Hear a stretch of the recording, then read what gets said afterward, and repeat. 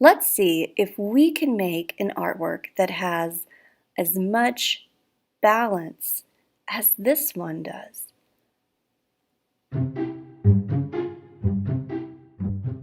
Let's get started. You'll need a white drawing paper, a black half sheet of paper, some drawing utensils, scissors, and some glue.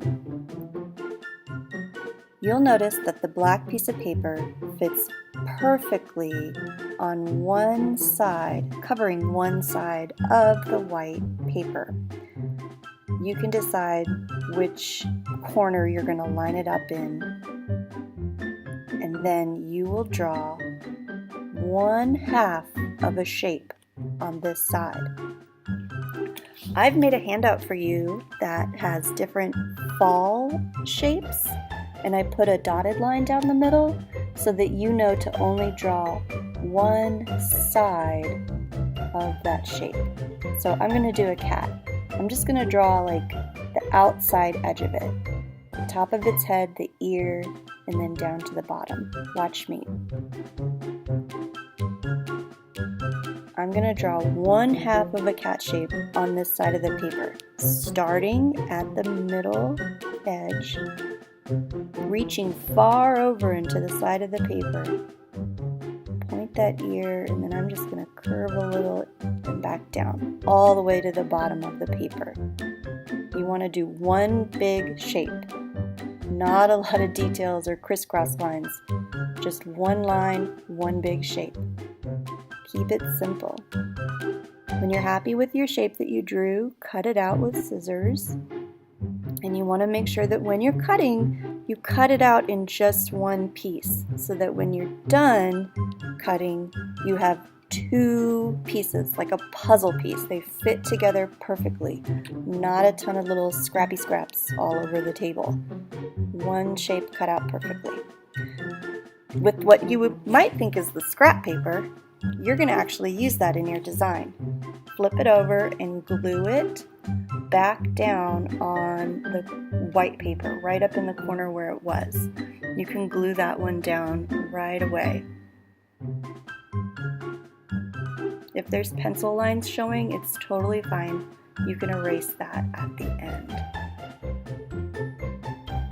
Then take the piece you cut out and put it back in, just like it's a puzzle piece, just to make sure you glue it down correctly.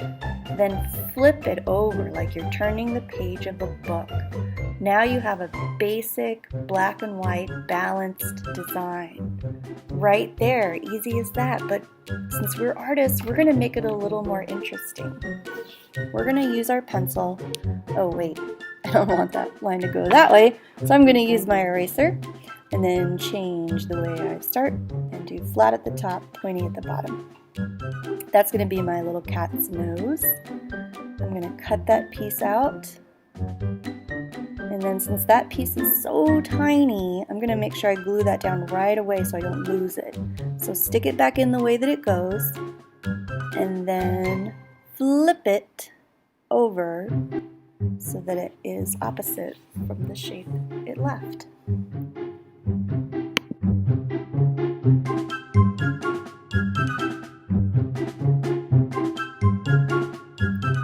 When you're ready to glue the big shape down, make sure that you flip it over first so that the glue goes on the back of the shape. Try to set it down exactly where it should go, which is just exactly opposite of the shape you cut it from. It might not line up with that little one that I made, so I'm going to make an adjustment there. Yeah, I'm going to line it up with the triangle too, and the corner. That worked so much better. Now it's perfectly balanced and even. I can cut off that bottom edge if I don't like that. Nothing's going to be perfectly cut, so trim it if you need to trim off any extra paper. And now the really fun part.